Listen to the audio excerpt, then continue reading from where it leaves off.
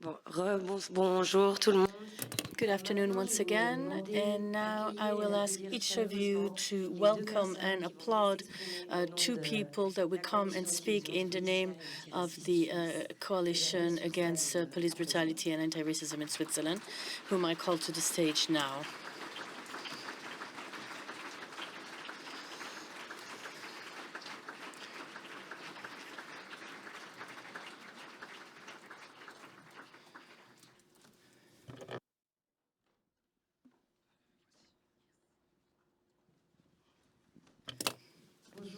Good afternoon.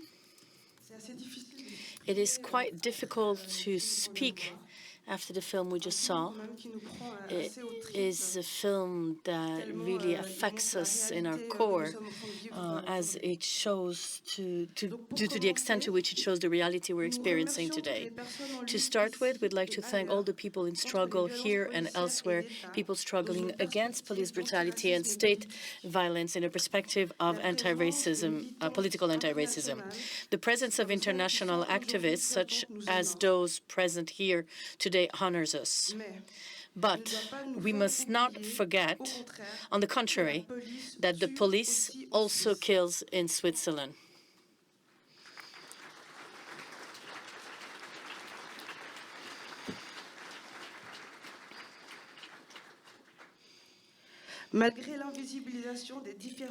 Despite the invisibilization of a number of political and cultural institutions to which the FIFDH contributes, it is important to know that we are fighting. Even if we weren't invited here today, even if we had to fight for the right to speak here today, you should know that our streets echo the names of the victims of state violence.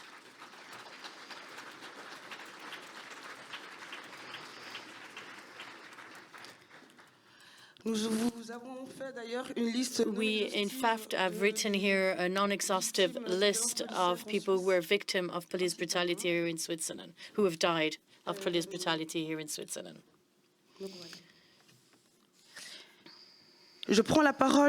I take the floor today in the name of Justice for Mike, Collectif Kiboko, Akiltour, Collectif Afro-Suisse, Outrage Collectif, and in memory of Hervé, Lamine, Mike, and Zoe, just to name a few. Hervé Bondembe Mandundu was shot on November 6, 2016. He was shot 3 times in his home in Bé, in Switzerland, during a police intervention for nighttime disturbances. Despite inconsistencies in the police version, the officer responsible was acquitted and compensated 35,000 francs for his suffering. The self-defense of the police officer was recognized by the judiciary, despite the fact that he had in no way been attacked or injured by Hervé, and that Hervé did die. Lamine Fati. Lamine Fati was found dead in his cell on October 22, 2017 in Lausanne. He had been arrested in place of a namesake and deprived of medical treatment despite his poor state of health and the medical necessity of his treatment.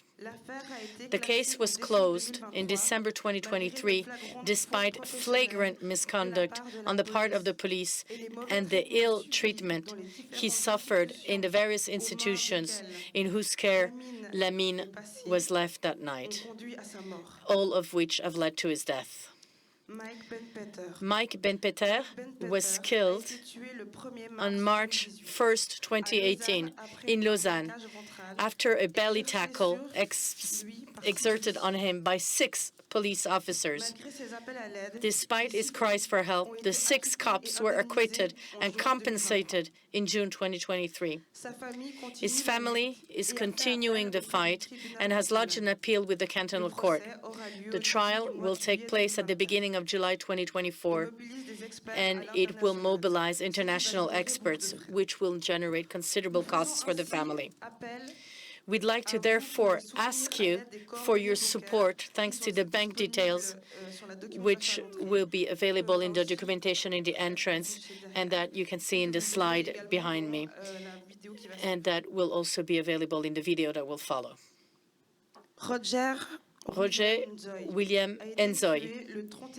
Roger Nzoy was killed on August 31st, 2021 at the Morges railway station while standing on a deserted platform in distress and without a gun.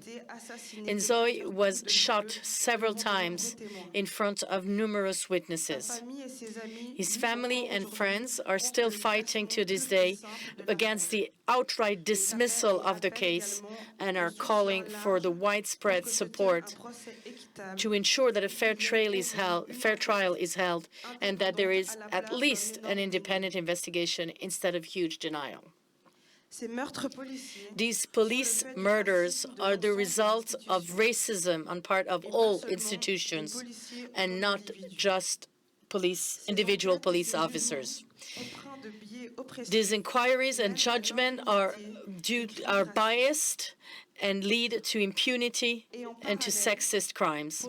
In parallel, while the mainstream media are lining up to smear the names and memories of the victims, and while the justice is hiding behind police versions, we have chosen to fight alongside the families for truth and justice. We fight because human rights are for all of us. We're fighting because police violence is the result of racism. And in Switzerland, too, racism kills.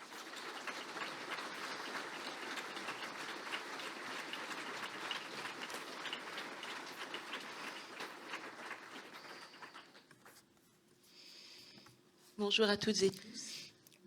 Good afternoon, everyone. As my comrade has just explained, we weren't meant to take the floor today, so I will apologize for the tardiness at which I wrote my speech, and I thank the coalition for the trust placed in me and when they asked me to take the floor in their name. The coalition is composed with collectives that we shouldn't need to introduce anymore, collectives for which we are numerous in today and for which we have the greatest respect. I would like to thank also Simon Ta, who is the lawyer of Mike Binter's family. Mike Binter is this black man that was just spoken of and that was killed in the Vaud canton 6 years ago. Simon Ta is a seasoned member of the Geneva bar and whose expertise would have been precious and indispensable to today's exchange, but who unfortunately is unable to be with us today, and who has honored me with his trust in order to fill the huge gap that his absence represents around this table. So, such as my colleague said, the objective of my presence on stage is to remind each of you that Switzerland is not exempt from the systemic problem that police brutalities represent. On the contrary, with Simon Ta, but also with the Comité La Vérité pour Adama, founded by Assa Traoré, and the organization Akil Tour, and the NGO International Services for Human Rights, we have presented a joint report to the High Commissioner for Human Rights in the UN in December 2020 on the cases of Mike Ben-Peter and Adam Traoré, cases which are incredibly similar, not only amongst themselves, but also with numerous other cases of Afro-descendant people who have died due to prone restraint, such as Eric Gardner. The similarities are such that to doubt the systemic aspect of such cases equals to not knowing what systemic means.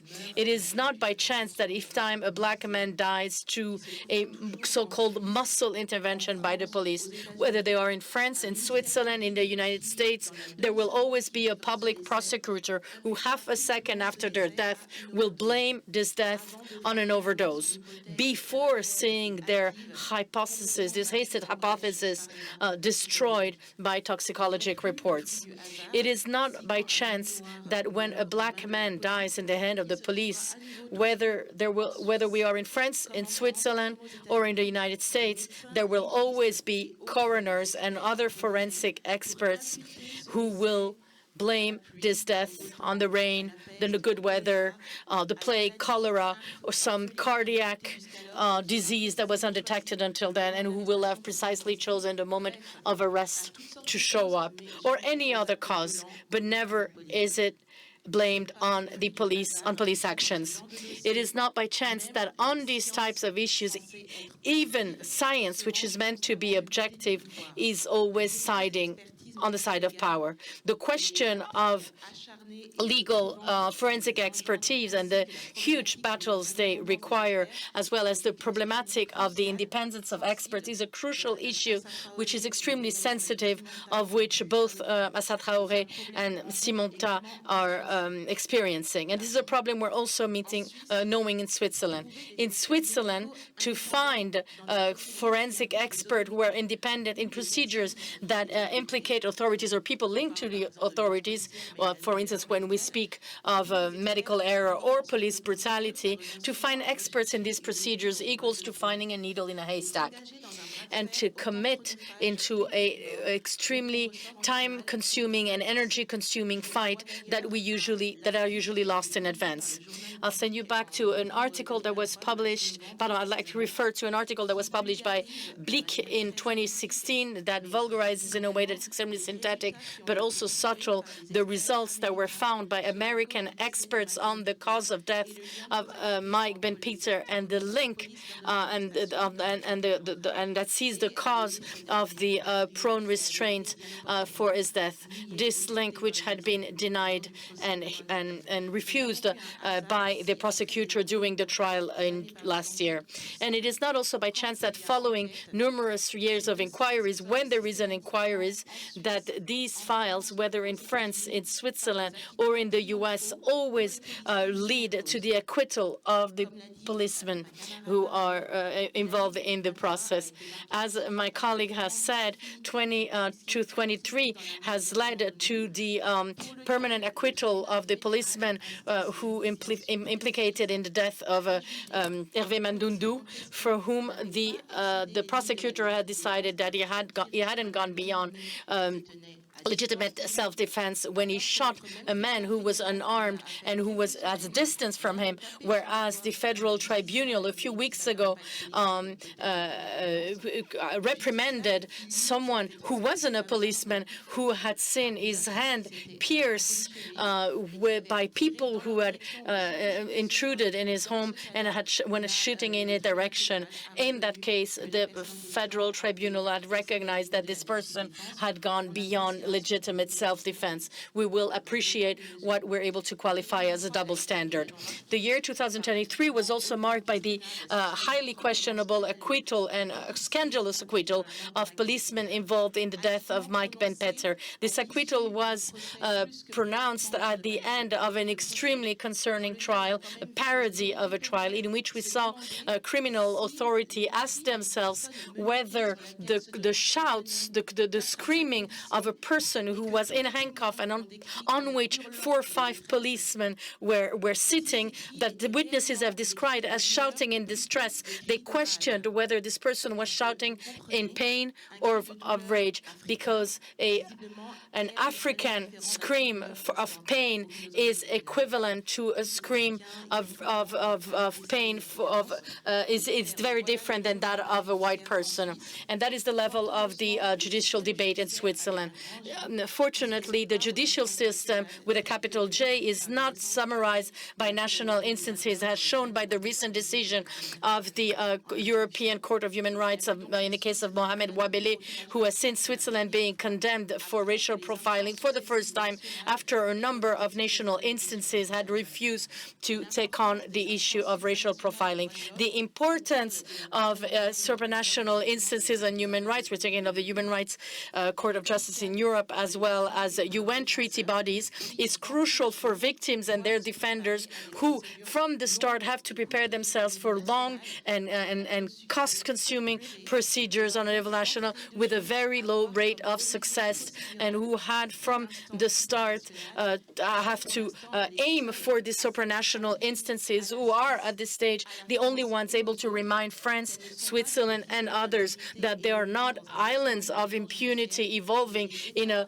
judicial black hole, but there are states with obligation to which they have to comply. I have spoken of police brutality against black men, but naturally the nature of systemic violences against men is also expressed around women, gender minorities, and the ensemble of racialized people, which doesn't mean that white people are not experiencing such violence, but racialized people are particularly exposed and disproportionately exposed to police brutality. I have had to also defend some people, some young men, very young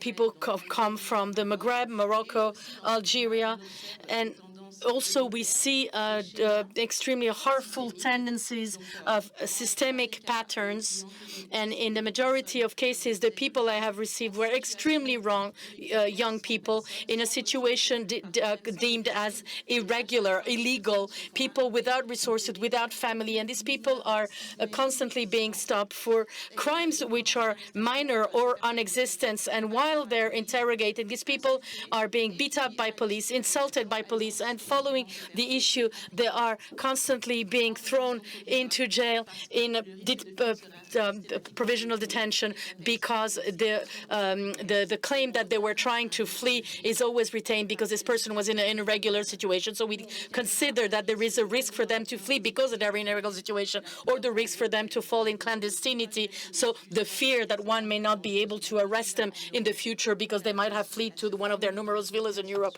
or they might have gotten lost within the Swiss population in this really large country that is Switzerland. Therefore, a risk of fleeing is always retained, while ignoring that these people without resources, with their families, are often found in the same places. Finally, very easy to find, since these are places that the police knows by heart, since they do not hesitate to go and arrest them anytime they feel like it. This is another level of institutional violence, with systematic detentions, which sometimes last for a very long time, while the police inquires on the potential crime that one may blame them with, because for our authorities it seems reasonable to take a full semester or more to inquire about the theft of 2 shirts, of that of 1 cellular phone. And so, as I have said, and I will soon conclude, the harmful trend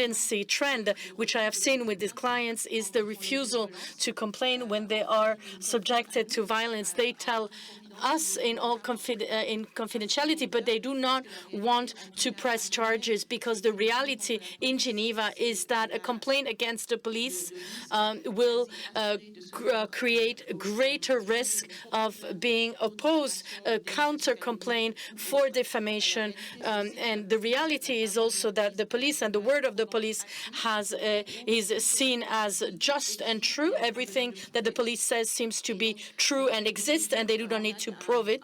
And therefore, there is a reversal of the burden of proof, which is not only extremely heavy to carry for victims, but also illegal, and goes against the jurisprudence of the European Court of Human Rights, who has statuted that when a person was in good shape before meeting the police and they come out of the detention either bruised or dead, there is a suspicion that there has been police brutality, and it is for authorities to prove that violence hasn't taken place and not the opposite. And I will stop now by reminding you of the importance of video filming, because in these types of procedures and many other procedures, in order to face the heavy weight of police words and police tale being taken as true, only videos can sometimes save us. Thank you for listening.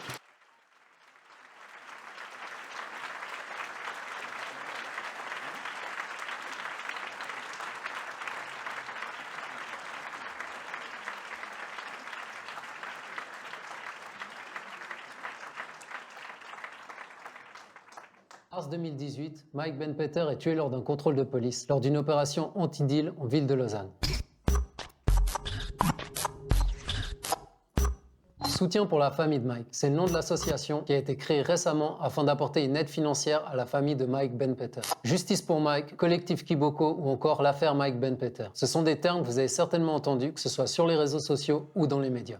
Mars 2018, Mike Ben-Peter est tué lors d'un contrôle de police, lors d'une opération anti-deal en ville de Lausanne. Le procès a eu lieu en 2023. Il a révélé que les policiers n'ont laissé aucune chance à Mike. Ils l'ont sprayé au poivre, frappé et se sont mis à 6 sur lui pendant de longues minutes. Malgré tout cela, ils ont été acquittés. Mike était une personne noire. Et on peut considérer cet événement comme un simple fait divers. Au contraire, cela vient confirmer une tendance. En Suisse, lorsqu'on est une personne noire, maghrébine, sud-américaine, tamile, originaire des Balkans ou du Moyen-Orient, les risques ne sont pas les mêmes lorsqu'on est confronté à la police. Des personnes, des associations, des collectifs ou des partis politiques ont tenté et tentent encore d'en faire une question politique justement. On parlera alors de profilage racial ou de racisme systémique. Toutes ces personnes tentent au mieux de porter cela à une échelle plus globale, c'est-à-dire à l'échelle nationale. Mais ce drame, c'est avant tout celui d'une famille, celui de son frère Roger et celui de sa femme Bridget. Bridget vit désormais en Espagne avec ses 3 enfants, âgés de 16, 12 et 5 ans. Bridget était enceinte de 2 mois lorsque son mari a été tué. Aujourd'hui, c'est pour elle, mais surtout pour ses enfants, que Bridget veut continuer à se battre, afin que l'image de son mari ne soit pas uniquement celle véhiculée par les médias, mais aussi et simplement pour honorer la mémoire de son mari et père de ses enfants. Pour y arriver, Bridget a besoin d'aide. Disons-le clairement, elle a besoin d'argent. Aujourd'hui, elle est seule avec ses 3 enfants et elle peine à assurer les frais du quotidien. Que ce soit son loyer à 900 €, les frais de scolarité, les frais de garde lorsqu'elle part au travail. Et elle se retrouve face à un choix. Continuer de se battre pour honorer la mémoire de Mike et payer les futures démarches juridiques ou assurer au mieux le quotidien de sa famille. C'est dans ce cadre-là que nous faisons appel à vous. Soutenez la famille de Mike, soutenez Bridget, soutenez ses enfants.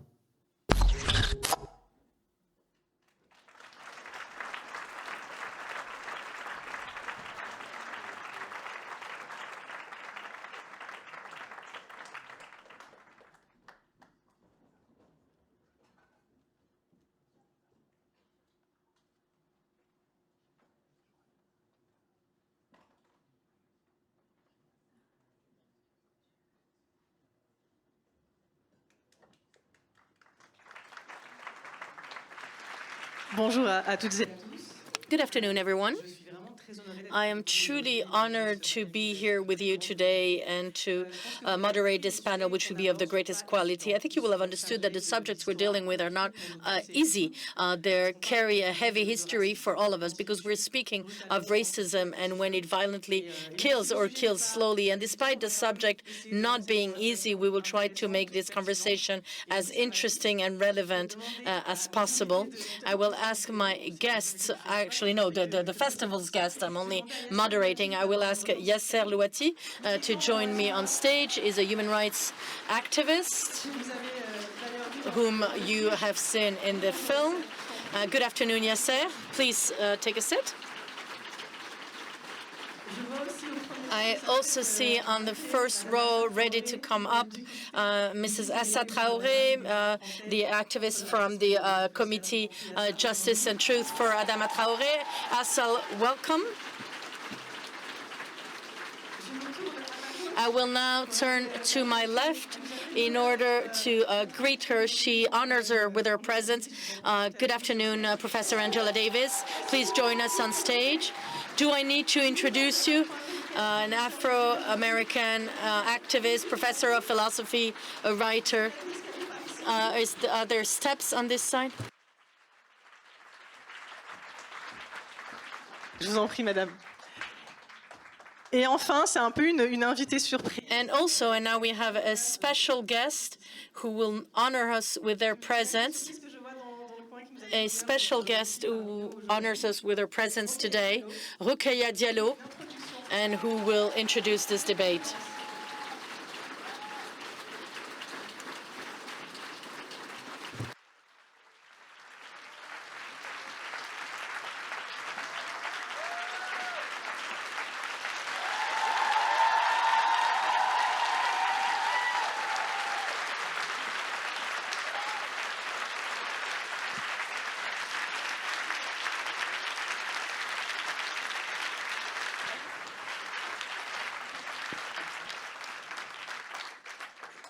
C'est déjà très émouvant, je pense, pour tout le monde dans la salle. This is already very emotional for everyone in the room today to see all of us here today because the struggles you are leading are transversal to many countries and are subjects that concern all of us. Rokhaya, you have the floor. Good afternoon. Thank you very much. I'm extremely emotional after everything that has been said and that sets us into the local context. I therefore thank the collectives for taking the floor. I will take the floor only once as an introduction to create a transition between the film, the beautiful interventions with her, and the conversation, which is extremely promising. And so the film, Le Repli, evokes the worrying drift in France, as well as the systemic oppression of people in minority situation, which is a global phenomenon rooted in centuries old of slavery and colonization, and capitalism. As you have heard, Switzerland is far from exempt. I'm also aware that I'm speaking here in a country where many people are experimenting locally the horrors of systemic racism. I cannot ignore the contents and immediate environment which will follow the discussion. And I thank once again the collectives for taking the floor and calling on us to act.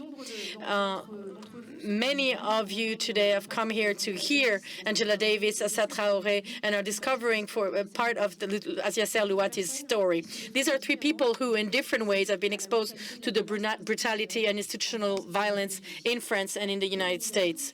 The iconization and individualization of struggles tends to make us forget the flesh and blood beings who experience, on their own level, the irreversible consequences of the state logics that hit marginalized group.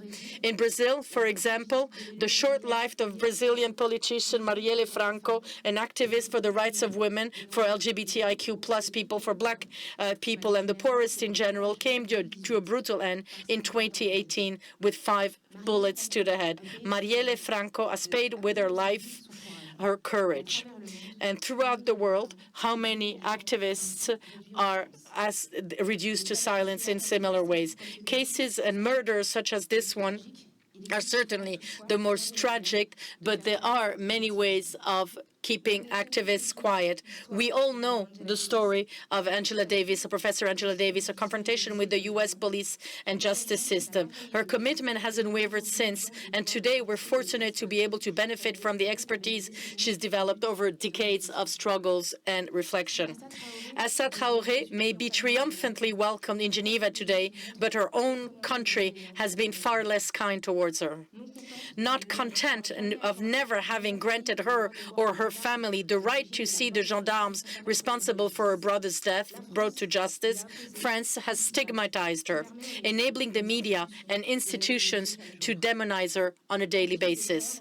While her brothers have been exposed to brutal police repression, it is impossible for her to speak out in an institution like the one we find ourselves in today without provoking controversy. Yet in France, Yasser Louati has lived through loneliness and isolation on judicial rights, and without most people whose rights he defends on a daily basis being aware of the cruel experience that was his. This, I believe, this requires that we salute each of them, applaud each of them.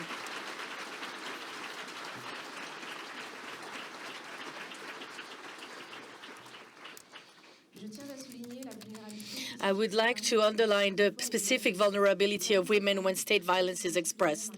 And amongst these women, some are particularly marginalized. In France, while Me Too is on all lips, Muslim women see the state authorize more and more the possibility to measure the adequacy of the length of their clothes to the value of the Republic, to the values of the Republic. Trans and non-binary people, particularly women and non-binary people, are seeing their reproductive rights denied, are faced with hate crimes. Women who live with disabilities are on a daily basis confronted with hostile policies that ignore them and fight in an astonishing silence.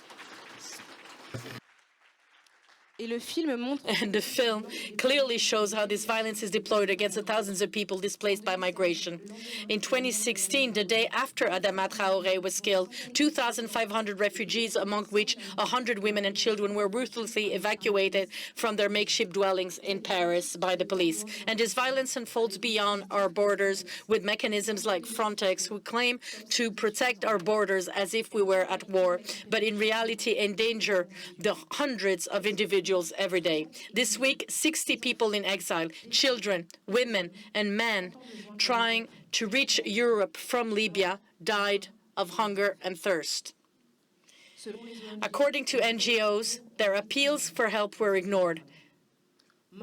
They starve to death and thirst on the borders of the world's richest countries. Their tragic fate coincided of 2,500 who disappeared in similar circumstances in 2023. In 10 years since 2014, about 30,000 people have been left to die on Europe's doorstep by our democracies. And we know that these people have fled unbearable political and economical circumstances, often rooted in the oppressive conditions enjoyed by our nations. How can we forget that countries like the United States and France are arming Israel, which is massacring the Palestinian population as we speak?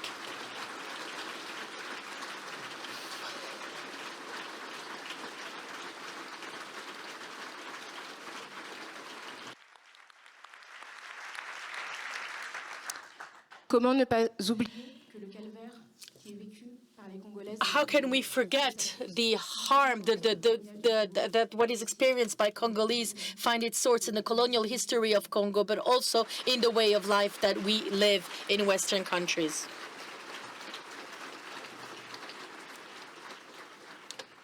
C'est pourquoi nos luttes.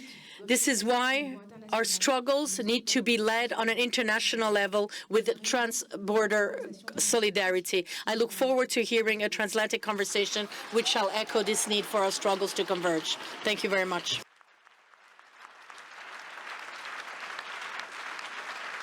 Merci beaucoup, Rokhaya. Thank you very much, Rokhaya.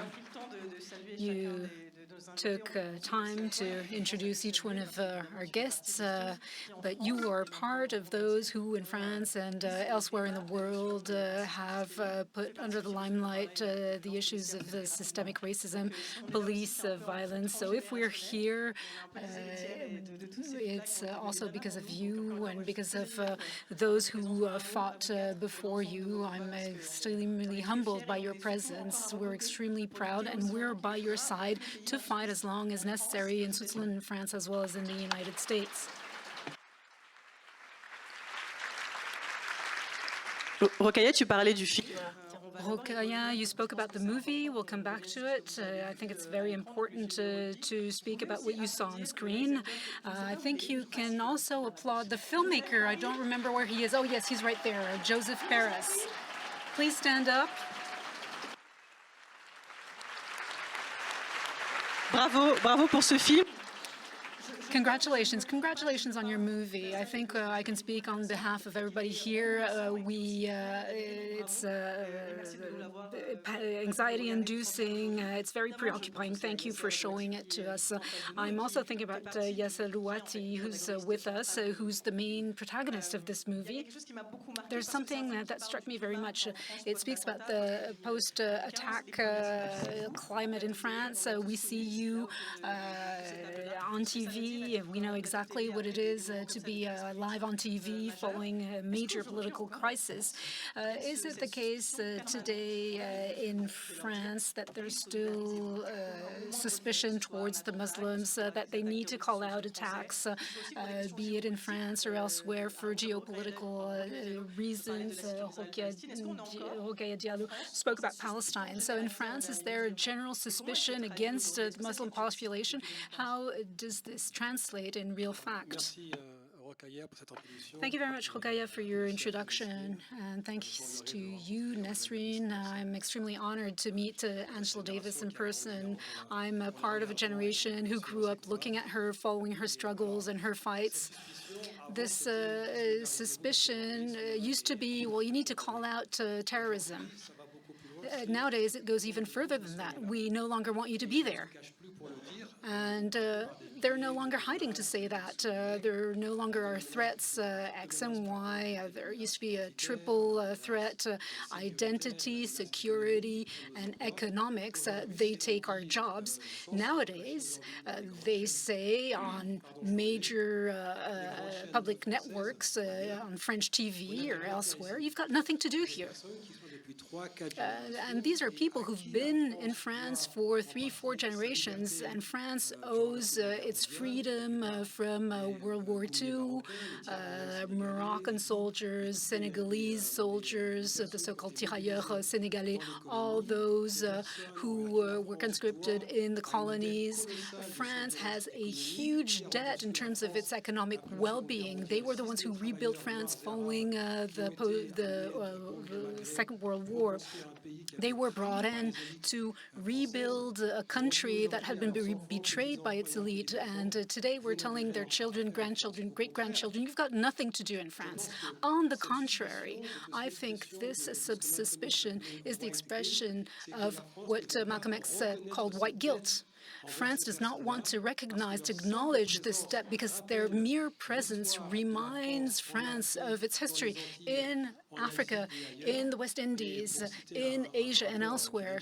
And to quote a rapper, each history has its starting point. And if we're here to discuss these issues, it's because at one point you decided to link your history to ours.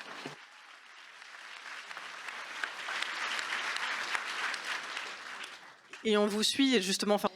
And we follow you. I don't know Angela Davis, so we might not be on a first-name basis with Angela Davis, but we are on a first-name basis with the others. So we follow you. You're preparing to go on TV. Oh, okay, so we can be on a first-name basis with Angela Davis. So that's huge progress. So we follow you. You're preparing before your interviews. It's as if you were preparing as a boxer to go on the ring. You're there. You train. You practice, and we realize that you're really in a tight spot. That's what Rokhaya Diallo told us about. You know that you may be cut off, you may be interrupted, your words can be instrumentalized against you. Remember the episode at CNN? They talk about what you said, they make fun of you when you're no longer live. How do you prepare, and why do you accept, why do you refuse to be interviewed in such a way? Well, I'd say there's always a spiritual work that I carry out. I need to bear in mind the fact that who I'm doing this for and why. It's not a matter of ego or visibility. That's not why I do it. Otherwise, I focus on myself and not on the fight I'm waging. From then on, I know that the horizon I'm defending is not mine. It's much broader than that. And from then on, I prepare. I sometimes prepare for 2 hours for 2 minutes of interview. And I say to myself, I cannot make any mistake. The person in front of me can make a mistake, they can't even lie, they'll be reinvited. It's not my case.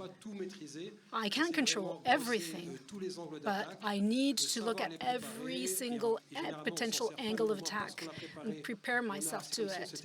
And because I've prepared myself to it, it's as if I were stretching before exercising. And then when do I say yes? When do I say no to these interviews? After 2015, it was really hard to refuse these interviews. I bore in mind the fact that the state has all the means to invent discourse and impose it. It imposes a reality to which we need to conform, with which we need to comply ex nihilo, and we need to adapt. And in this case, I said, I'll accept all interviews. And following 2015, I did the first interview on CNN. I think it was my first interview on TV, live on TV. It was quite an experience, let me tell you.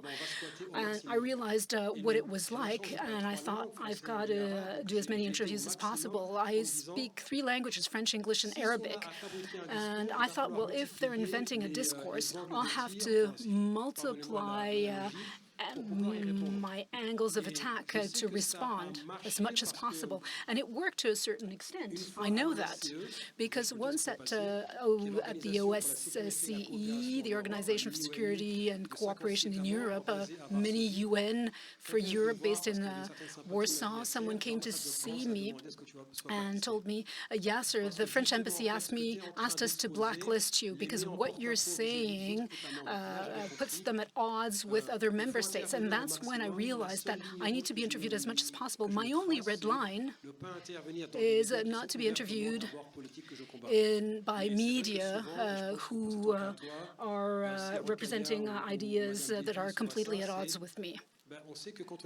But the thing you need to realize is that it's not a level playing field when you're interviewed. We're interrupted, we're not speaking extensively. If we don't say what we mean to say, no one will do so instead of us.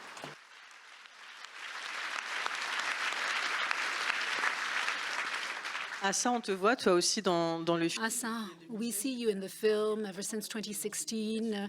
You call out the crime of which your brother was a victim.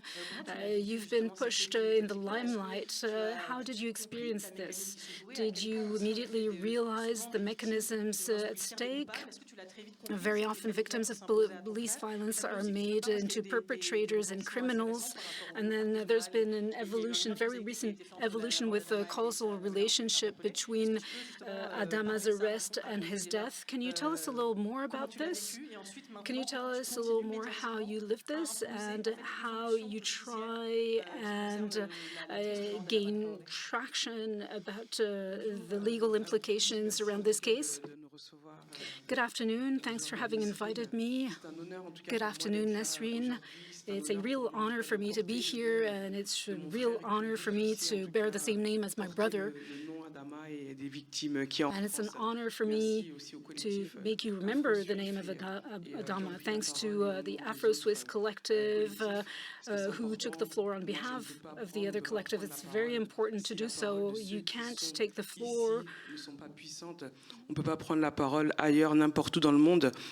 elsewhere in the world if others' voices are not powerful. That's the only way we can move forward. That's the only way we can make things change. So thank you very much. Thanks for having shared what's happening here. Thanks for having shared with us the names. We'll be taking them home with us to France, and we'll be able to call out alongside you all these cases. This struggle, I've been here for 8 years. You have to have stamina to wage these battles. You need to be physically strong, mentally strong. You have to have money. You have to be powerful. That's what you need to be. If we're here, it's because we have become soldiers. The system made us into soldiers against our will. We're there. We need to challenge them. We need to tell them that they don't have a license to kill on anybody. We're soldiers to tell them we'll continue to talk, we'll continue to impose our voice anywhere, everywhere, even in France. In France, we were able to debate about police violence in the media. No one's prepared to have a relative die. I'd never thought that the police would kill one of my brothers. I was so far away of this notion. Just a brief anecdote. Just a few hours before the death of my brother, I was leaving for a trip.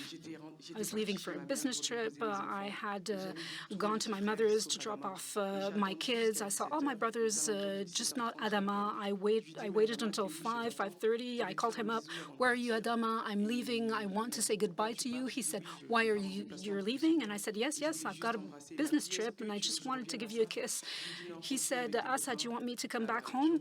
And I said, no, don't worry. I'll be coming back next week. Stay with your friends. My gift is on the way. It was his birthday. I ordered your present, and I told him I'll come straight back from the airport to give it to you. It was so far away from me, so far away from him, that we never thought of it. Leaving my neighborhood, I encountered the gendarme, and there's this knee-jerk reaction. I called home. I said, the gendarmes are there. Can you tell me, can you go and fetch my brothers so that they go back home? I was afraid. I was far away from imagining that my brother would die, but I did call them up, and the next day my brother died. When my brother died, I said, my brother died, but his name will live on. And I want the world, the whole world, to know that my brother was killed. And that's the only thing that helped me hang on until September.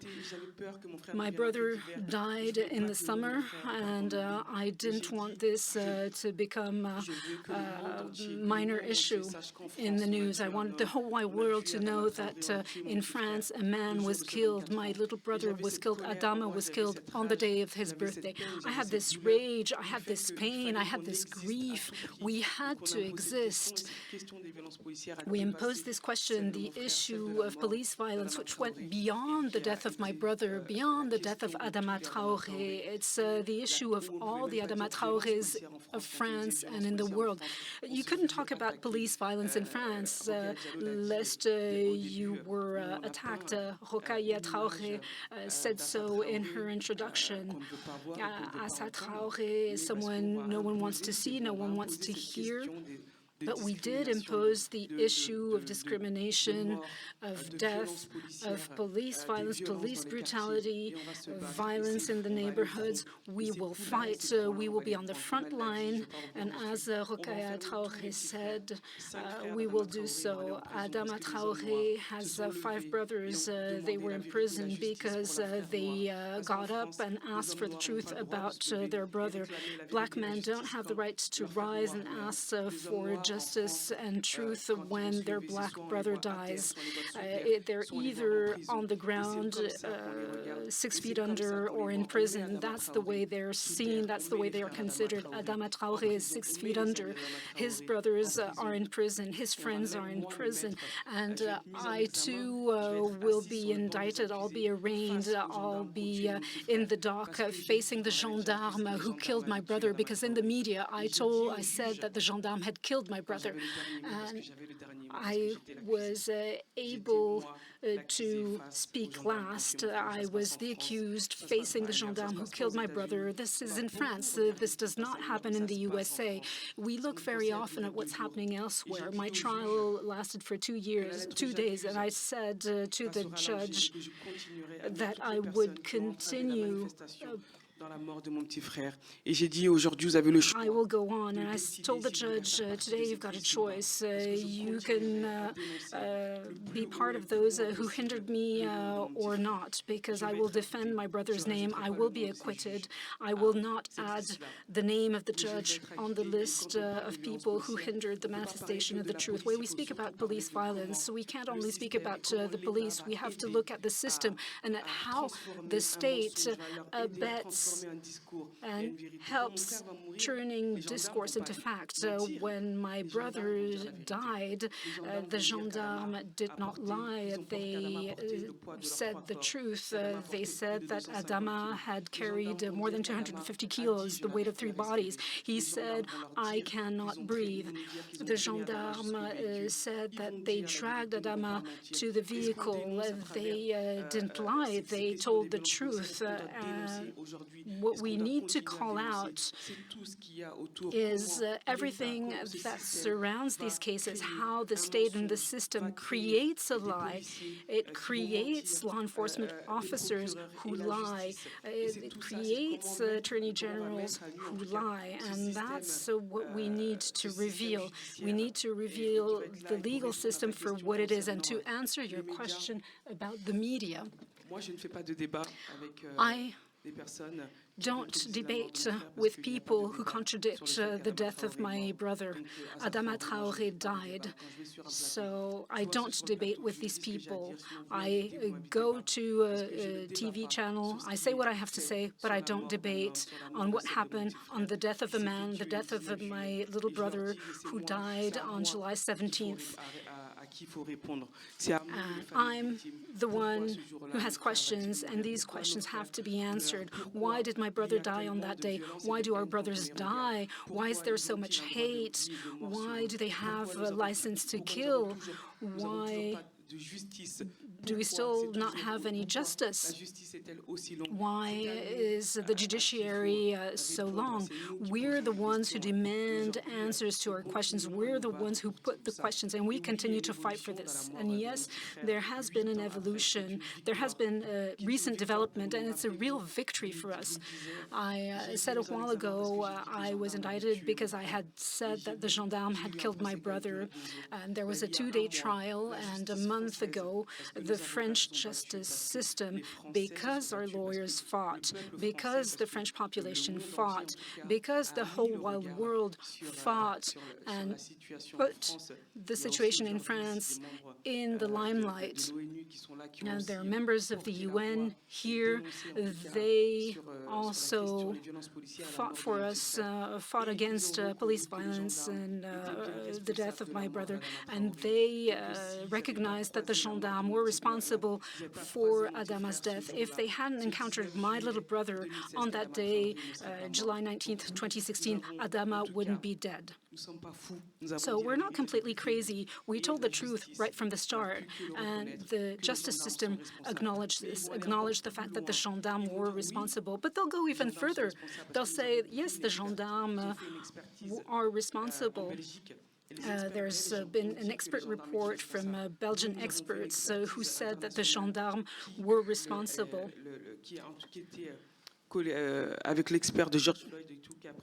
We looked at a group of 9 experts who agreed with Belgian experts saying that the gendarmes were responsible.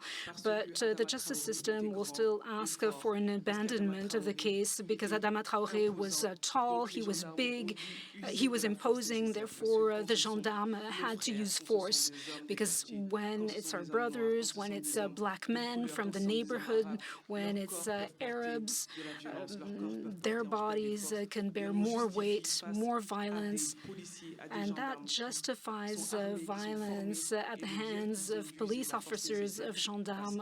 They say they used force because he was tall, he was big, but we're expecting a ruling. The ruling should come on May 16th, and either there'll be an arraignment, an abandonment, or reconstitution, but we continue to wage our fights in the media, everywhere. We continue to make our voices heard. Our media strategy is that we do not speak to all media. We cherry-pick them. There are some media that we refuse to talk to. We're not openly invited everywhere, but there has been good media coverage of the Adama Traoré case, which means that the whole world has heard about it.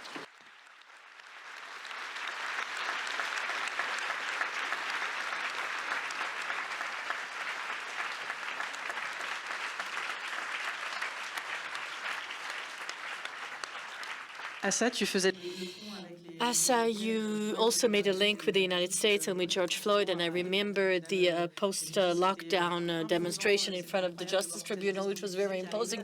And it was amazing to see all the youth mobilized, and they was trying to create a link with everything that was going across the Atlantic and in France. It was a very strong moment. And Angela, as an American, you have a very early, you started following Assa Traoré and her fight. You understood how it was important. Why is it always important to remind everyone of what systemic racism is and to create links, bridges between Western countries? Why this union between struggles is so important?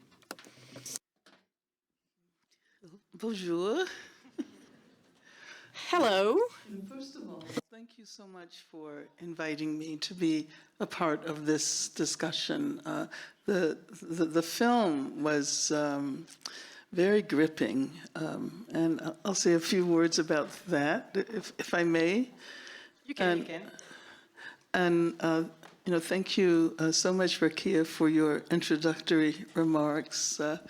It's always wonderful to see you, Asa, and I'm always inspired by the spirit of your struggle. Yeah, as Rakia pointed out, this is a global struggle. We tend to think about racist police violence as being national or regional. In the U.S. for a long time, it was only about the South. It wasn't about the entire United States. We thought about it as being connected to South Africa. So there are only certain regions where racism is so intense that people die as a result. And If I can say just a few words, because this film affected me really profoundly. Thank you, so much for making the film. There was a time when I fell in love with France. It was really my first academic love, and.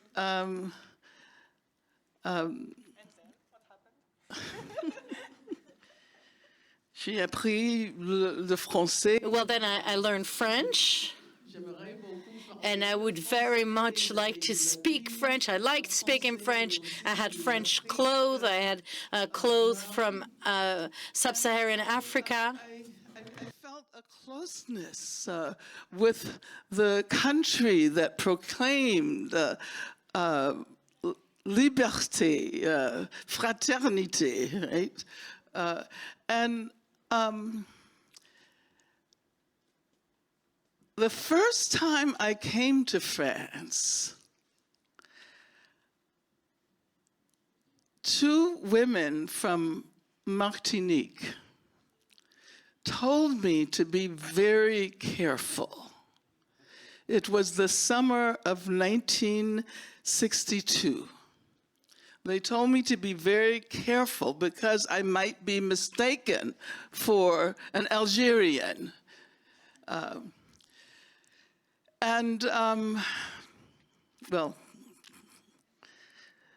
the next thing I'll say is that when I myself was in jail, there was an enormous campaign for my freedom all over the world.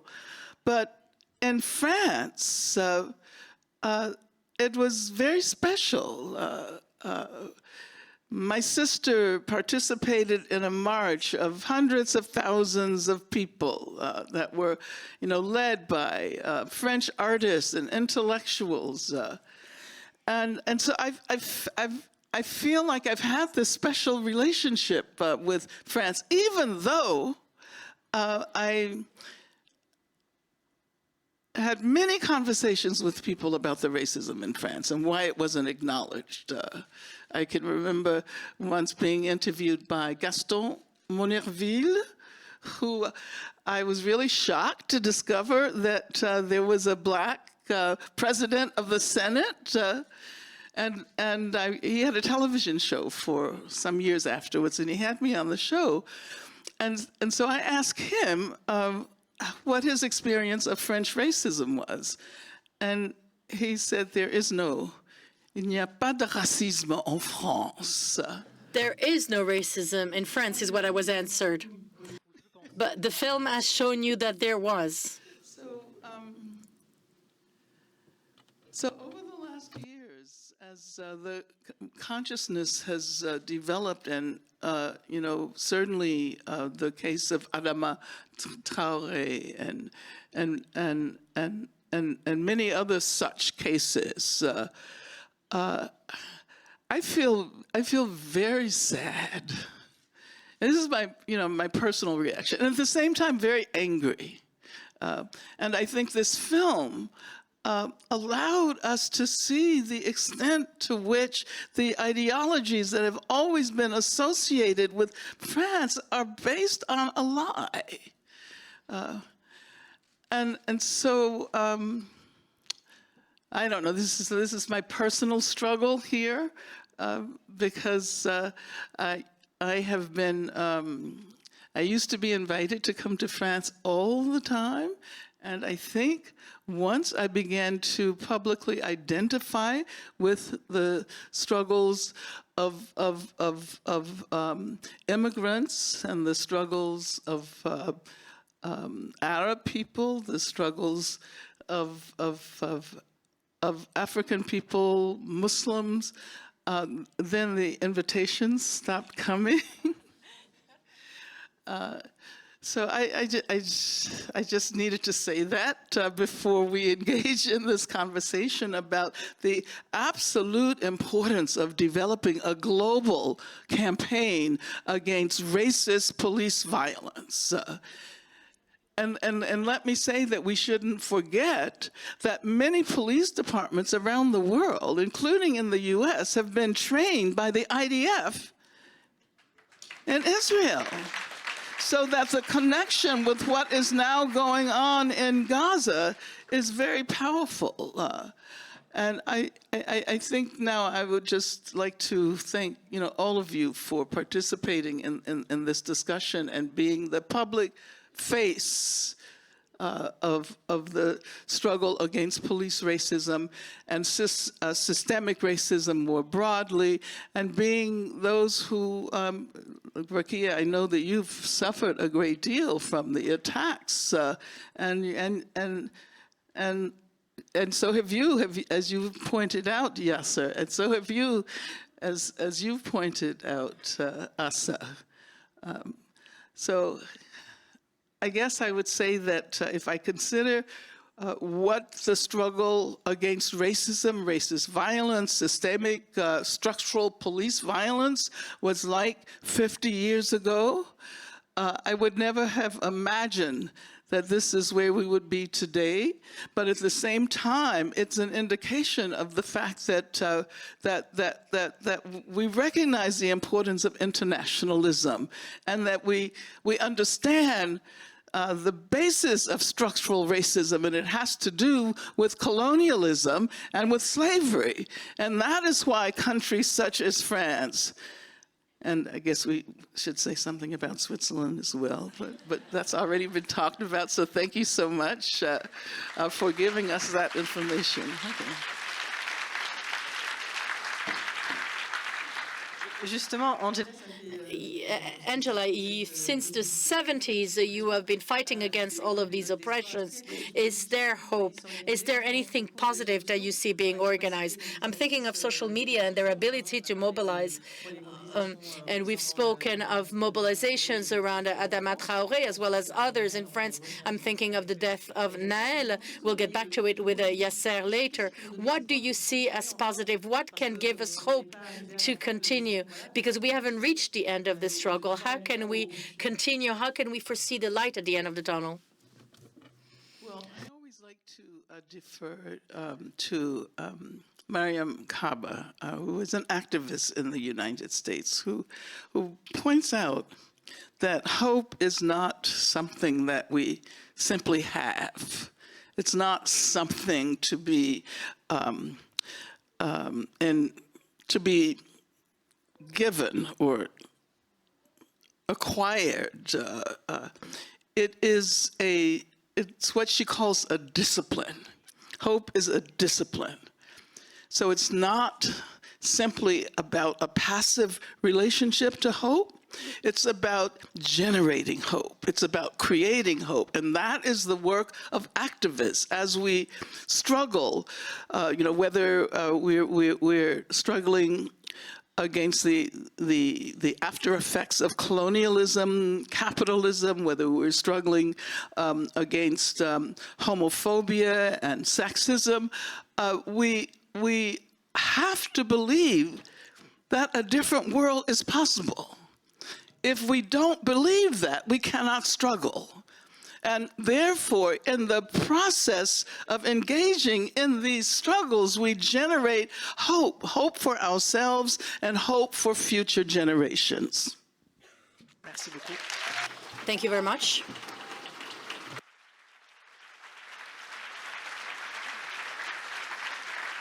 Yasser, justement, Yasser, I wanted you to react about this notion of internationalization of struggles and also the matter of convergences.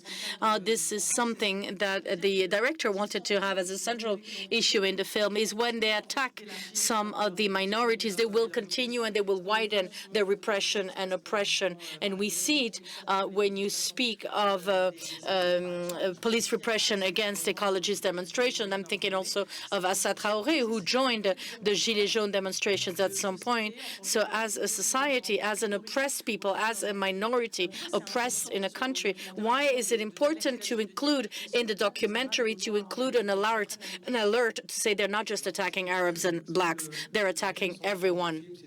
Well, the central issue in the film is that it starts with a group of people, and then the cursor will change to a more central other population. And as far as France is concerned, and the examples are certainly not lacking with the mobilizations of the past few years, is that if we look into if we were to think of struggles as disconnected from one another, whether it's a ecological struggle, racism, sexism, all will point to the same issue: state violence, the non-transparency of institutions, the violence which is imposed on all levels, whether it's media violence, police violence, the mobilization of institutions in order to keep opponents quiet, the complaints of women who are victims of domestic violence, which are not being listened to. All we can say is, here's the problem. But no one says, I am denouncing the same adversary, I am defending the same opponent, and hardly do we ever see these struggles converge to say that we are victims to the oppression of the same oppressor. And there is a bias, particularly in some populations, particularly in Europe, having lived in the U.S., in Texas, very close to where Mrs. Davis comes from, is that we often feel safe when others are being attacked. Oh, these Arabs or blacks or in popular neighborhoods, and we kind of agree with that. But Cornel West said something really interesting in that regard, to say we are comfortable with injustice when we don't experience it ourselves. But at another time, when the majority group is being targeted, we will say, oh, but we've seen police hit blacks and Arabs, and we didn't feel concerned. And people who are part of the majority group must ask themselves whether they are finding complacence in their privilege, and that as long as this violence is imposed on others, they do not feel affected. But the more we see violence being imposed on blacks and Arabs, Romas, and other marginalized population, then we start thinking that if these bodies are experiencing violence, then maybe we shouldn't concern. But as far as I'm concerned, and after what happened after 2015, and I think maybe I will confess something here that will shock you, I had a hard time finding sympathy for mobilizations that were denouncing police brutality when these mobilizations said nothing for 20, 30 years. And in the case of France, we saw that the violence of municipal and national police have left popular areas and moved to central urban areas. And I even said this during the Nuit Debout mobilization post-2015. And I said openly, I said, as long as you don't converge towards popular areas, popular neighborhoods, you will end up like them. And there was a bit of polemic around that, but there wasn't really a real awareness of this privilege.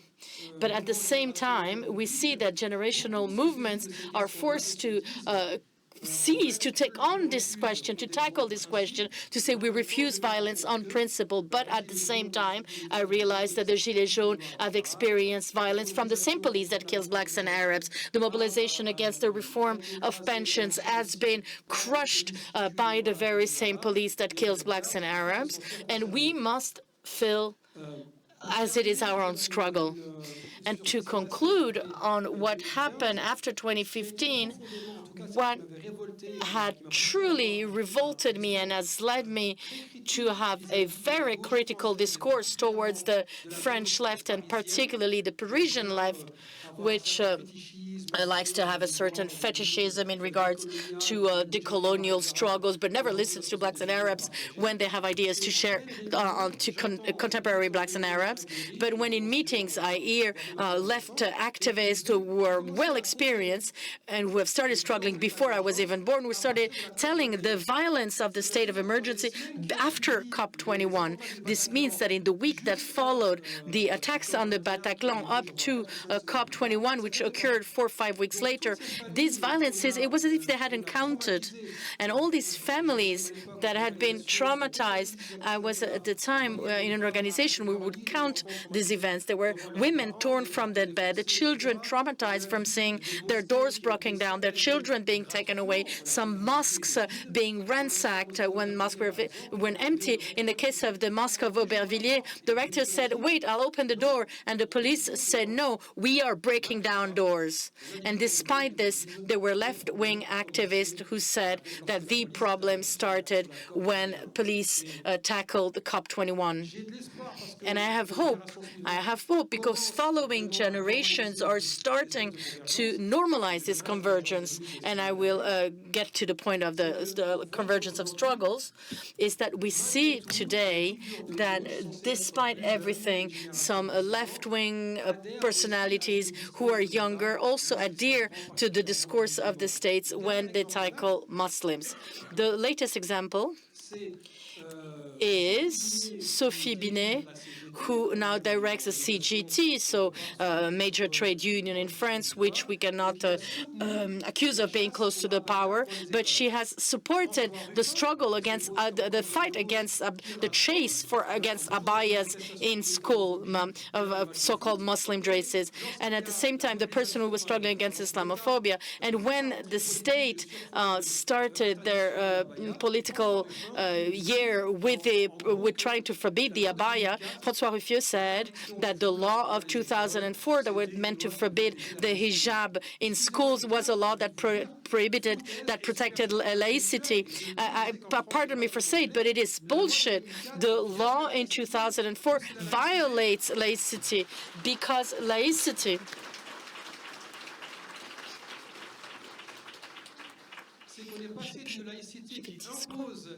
We've gone from a laicity that imposes religious neutrality of the state to a laicity that imposes the invisibility of people who have a religion, particularly the Muslim religion. And this 2004 law had passed with a debate that was died under the Stasi Commission. We've excluded women wearing hijab, but we've invited a National Front, the far-right parties, and to hear a potential presidential candidate who wants to be a candidate who gathers but forgets to gather blacks and Arabs and people from poorer areas with him. And the question is, how long will you carry this racist sword which you refuse to own?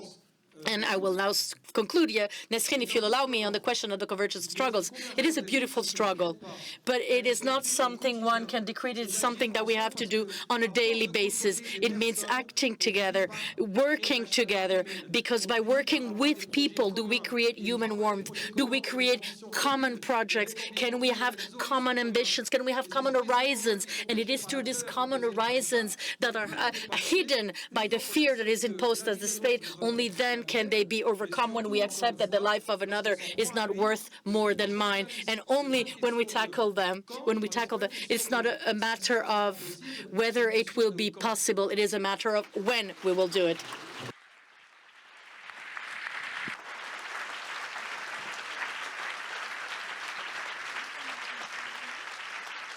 On va passer à un temps d'échange avec le public. Let's move on to questions from the floor. I did check my timers. I still have a huge list of questions, but there were so many interesting things that were said that I didn't have time to exhaust my list of questions. There was something important, though, in the movie. The issue of police trade unions who want more. They want more rights. They want more weapons. I wanted to take up this issue because there was this attempt at extending the notion of self-defense. There was a case, the death of Naël last year in France, who was shot at point blank by a police officer. There are still lots of people being shot by police because they're escaping police roadblocks. So the police trade unions have pushed to have more power. Our session is called Who Will Watch the Watchmen?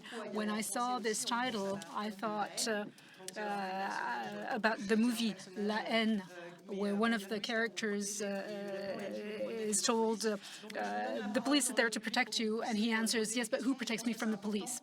So I wanted to ask about the presence of police because it's important to do so. Can we do away with the police entirely? André Kuhn, who's a professor of criminal law and criminology, is here in the audience. I don't see him. Yes, he's over there. And he'll be able to take the floor on this. He asked this question when the police threatened to strike in France. So maybe we can start with you and then take questions from the floor. Thank you very much. I'm really not a racism expert. I'm an expert in criminology and especially the police. And when we try studying the police in criminology in Switzerland, we're facing a wall. We face a wall, you get no funding, you get very few answers to the questions that you raise. And to give you an example, would more police officers prevent crime, deter crime, or cause more crime? Do more policemen generate security or insecurity? Well, these are answers that I cannot give because I just do not know. The simple fact that police officers threaten to strike, my gut reaction was to say, well, finally, we'll be able to put such hypotheses to the test. We'll be able to tell what direction reality goes in. I dreamt of police strike to have fewer policemen in the streets to determine the impact that this could have. Now, obviously, police officers ended up not striking, so that did not happen. We were unable to determine that. But if you ask people, and this brings me back to the question you raised earlier, what's the point of the police? Well, it's law enforcement. They're there to enforce the law. But if you think that way, it means that each time an offense is perpetrated, and there are about 500,000 that are committed every year, this means that the police is challenged. It fails constantly and miserably. That's what scientific knowledge tells us. And when we say so, we're told, yes, but if there was no police, it would be even worse. But all of these are mere hypotheses, and hypotheses can not be refuted by knowledge. They have to be tested. Hypotheses have to be trialed. They have to be put to the test of reality. And that's exactly what I thought of when I was saying, please do strike. That way, we might be able to tell whether you have a positive or negative impact on the situation. In reality, and that'll be my finishing note because I don't want to take up too much time, it's much more interesting to listen to your panelists who are there to take up the issue at stake. But there are two main kinds of police. There's the police that tries to determine who the criminals are and try to smoke out criminals, and in such cases, the police has a high resolution rate. But if we turn towards the deterring effect of the police, preventative effect of the police, there are two kinds of police. There's the deterring police. That goes back to the 19th century, Boris Jovet, with the need of violent police. And then there's another form of police, which is the preventative police. It's the proximity police, created by Robert Peel in the UK. His nickname was Bobby, hence the Bobbies. And this is police that's closer to the population. It's there to assist the population, to support the population. You've got such police in the Koban in Japan. You could imagine having such a police with police officers who share the same culture as the population of a given neighborhood. coming from their ranks, and then there's the in-between.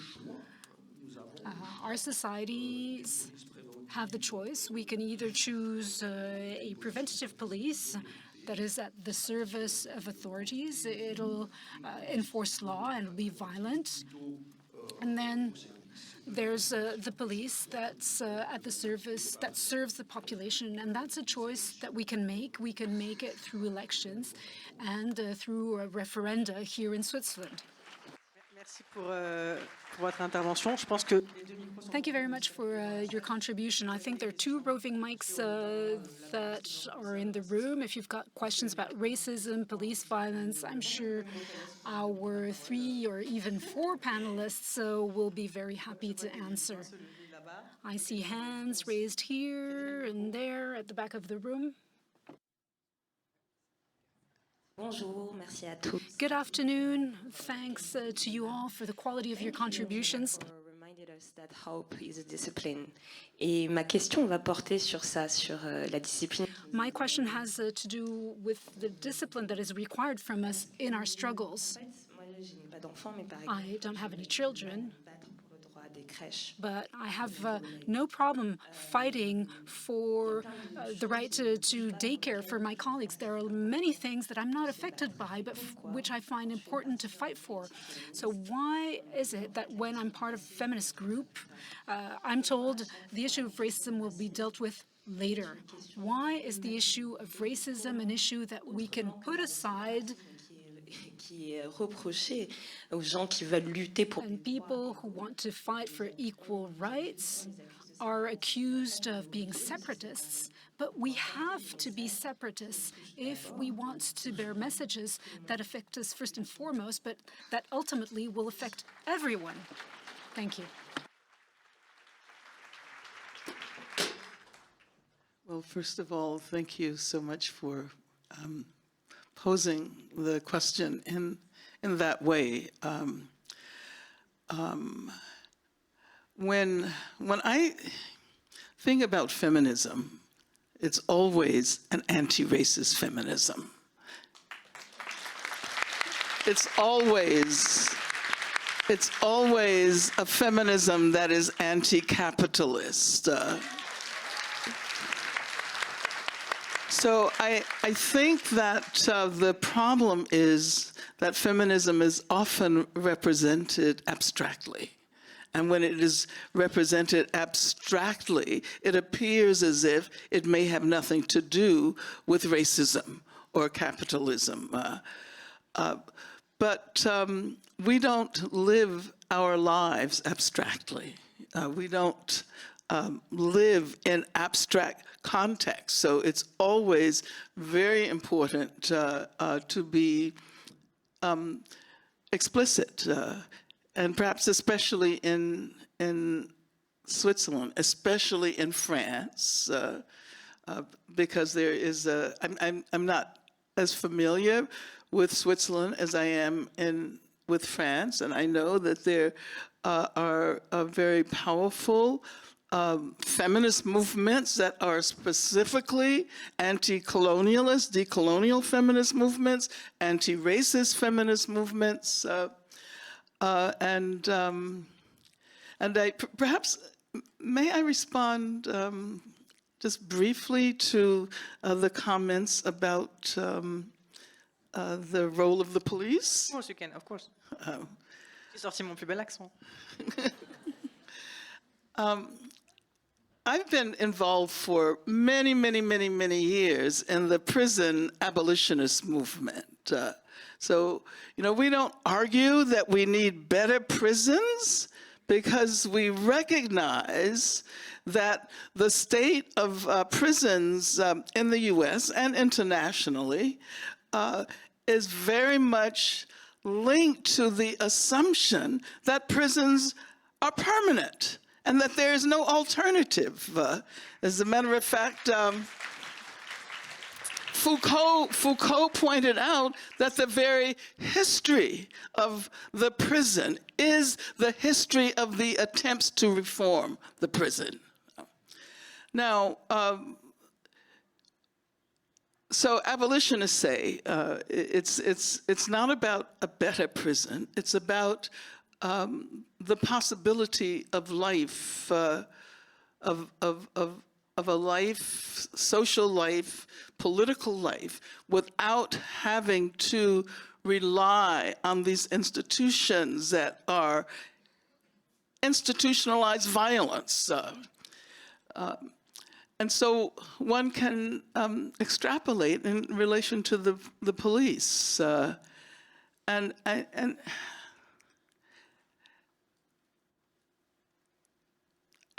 We don't want better police.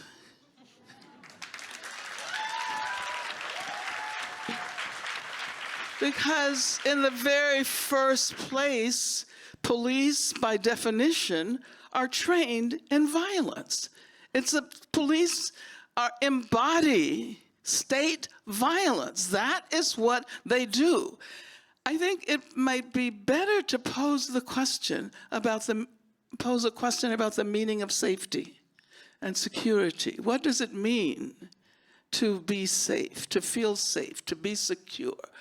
And just as we defer to the prison when it comes to questions of crime and punishment, we defer to the police when it comes to questions of security and safety. So what might it mean to imagine safety and security differently? What might it mean to formulate the question more broadly so that it's not simply about preventing violence through violence, so that it's not simply about the immediate situation at hand that police are generally called to respond to. It's about safety and security in a broader sense. So that would have to involve all kinds of other things that have nothing to do with the police. It would have to involve schools. It would have to involve housing for everyone. It would have to involve a reimagining of what it means to live together in human society. And then after that, we might have some questions about, what might be necessary in order to respond to a particular case of involving violence. But the fact that the police, who are first and foremost trained in violence, are called for everything. A person has a mental breakdown. Who do you call? The police are called, and often, and I don't know whether that happens here, but I know that it happens in the US. I know that it happens in Israel and Palestine, that people end up being killed because they have issues, mental health issues. So what about reimagining the ways in which we can truly guarantee that people are safe in our world? We would have to think about many other kinds of institutions rather than institutions of armed humans who, in the very first place, defer to their weapons as the manner of resolving particular incidents that arise. So I would say that we need to abolish the police.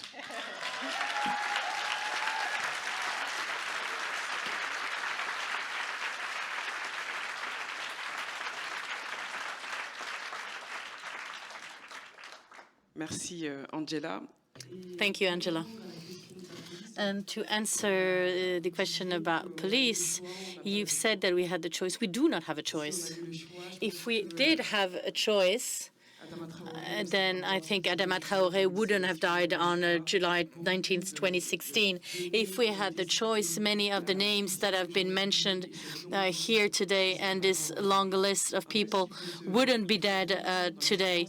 And what we need to consider in history is how police, and I will speak of French police, about how police was created. Police was created on the basis of racism. And when the police is created on the basis of racism, it doesn't give the option of life or death for racialized people. And when we look at people dying today, there's a number that was released last week, to not go too far, in France for the refusal to obey police order.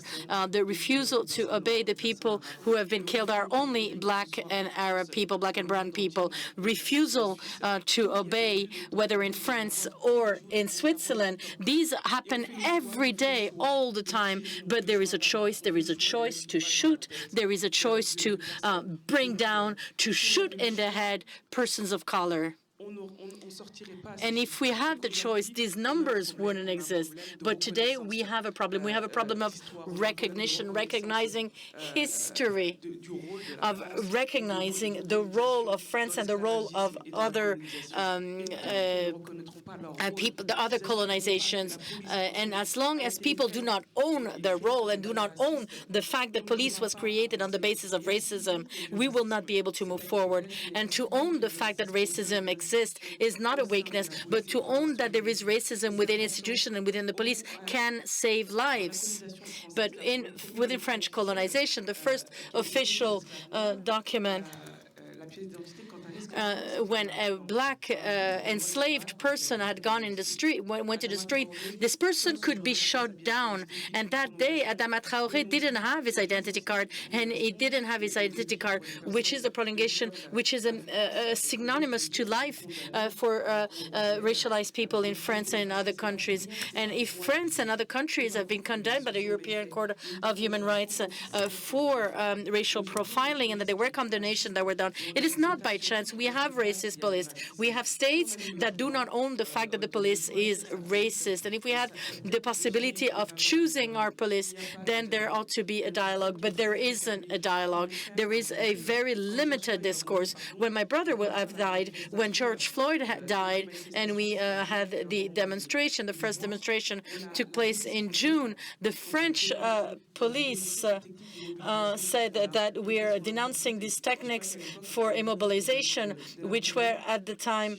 forbidden. And it was the Ministry of Interior who said that they would think about forbidding this process, and that the French policemen went to the street and they wanted to, they didn't want to stop using their handcuffs, and they wanted to keep using immobilization techniques that would kill people, and they would to kill black and brown people. And a few days later, we had a demonstration on June 13th, while the French police and the trade unions of the French police called on social media, on Twitter, by telling people in a neighborhood there are some painters who painted on the wall the faces of George Floyd and Adama Traoré, and they did a call on social media saying that they would call on other police officers to come with paint in order to delete the fresks that had been drawn of the faces of George Floyd and Adama Traoré who have been decided. It means that our black men cannot even exist even when they're dead.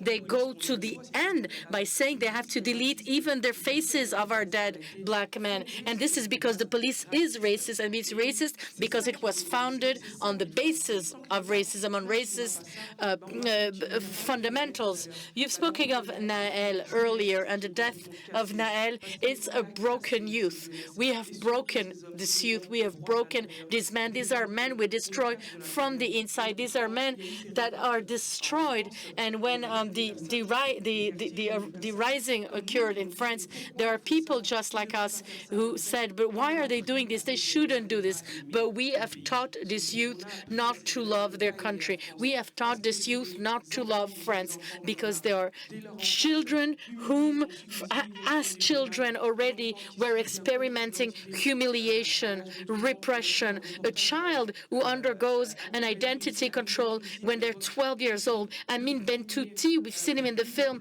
At the time, he was the youngest person detained. He was 13-year-old when he was thrown in jail. But if we can put a child in jail at age 13, if a child is a victim of humiliation at 13, and also we can speak of school institutions where there is humiliation, when children are seen as not having their own space, not having the right to be there. And now we are pointing to hyperactive children, children with disabilities, whether they don't see well, they don't hear well. But this wasn't a possibility for racialized children. These are children who just set aside because we didn't care about the state of health.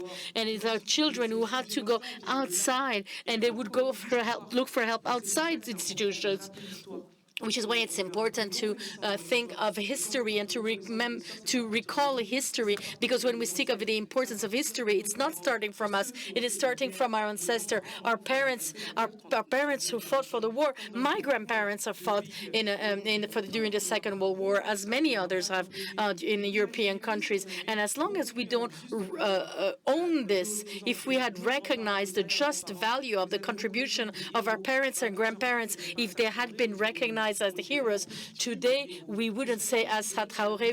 I would be considered as the granddaughter of a hero. And if we had considered our great-grandparents our hero, one wouldn't be able to kill the great-grandchildren of heroes. This is actually thought of, constructed, because at the time of colonization, when there was this ill treatment, it was this non-recognition, when people were deleted from history, it was to an end. Because if we were to consider our ancestors are heroes, then we too would be considered as heroes. And if my grandparents were considered as heroes, then today I would be, my title, my status would be of being the great or the granddaughter of heroes. But this is not something they could keep in order to be allowed to then kill their children, their grandchildren, to kill Naël, to kill all the youth, the young boys who have been put in jail. Many of them have been thrown in jail and have received extremely heavy sentences.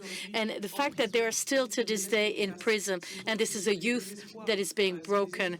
These are hopes that are being killed. And as Angela Davis has said before, we cannot struggle without hope. We cannot struggle without dreams. And they've understood this. And via police brutality, it is those hopes and those dreams which are being crushed. Je crois qu'on a dépassé le temps imparti. Merci beaucoup à ça. Je ne sais pas si je suis. I think we've passed the time that was given to us, but I don't know whether I can take a bit longer. I think Yasser wanted to react. No, I'm being told that we have to stop. I think you have hundreds and thousands of questions. So we're being given an extra 2 minutes. So if you'll allow me, I will give the floor to Yasser on the question of police. But even I am speaking fast because I'm trying not to occupy space. We will give the floor to Yasser to answer on this question of police. But to remind you of certain elements about French police. We've spoken of many things. The national police, as it is known today in France, was born under a decree that was signed on August 14, 1941, by Philippe Pétain.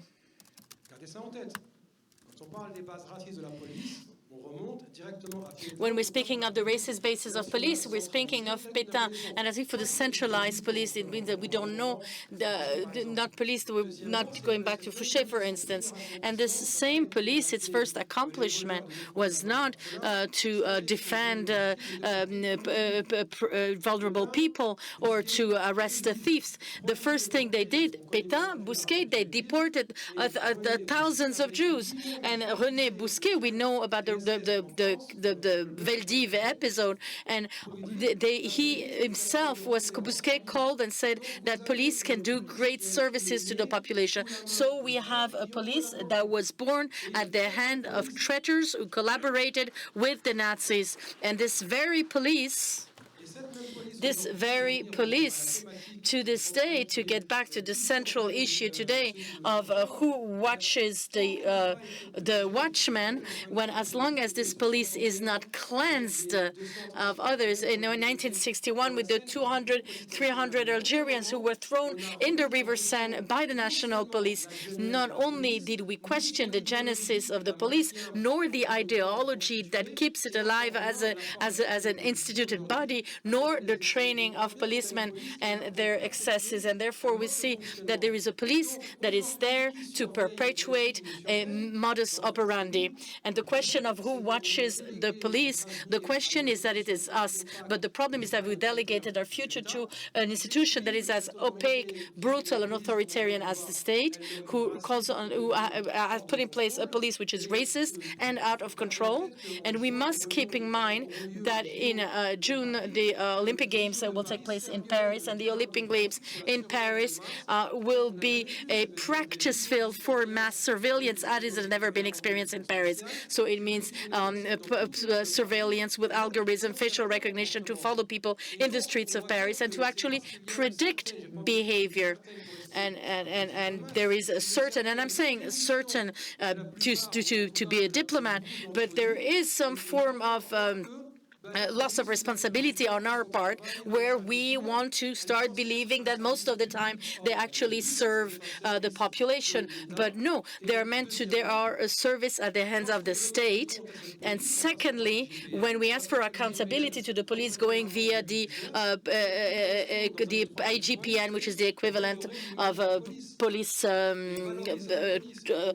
police checkup authority, what they do is they revalorize the value of the police. And the question is, we must ask ourselves, what is the responsibility that each of us can carry? Not everyone can be Angela Davis, not everyone can be, but everyone can carry their own responsibilities. Because if we do not maintain this responsibility, activists cannot carry this on their own, whether Rokhaya or Assa, who are exposed to the brutal repression of states. Well, their strength is us. It's each of you, because the state knows that such or such activists if they know they're not supported, or they're isolated, or that the struggle is not carried by those most affected, this is where we will have watchmen who are out of control. Thank you.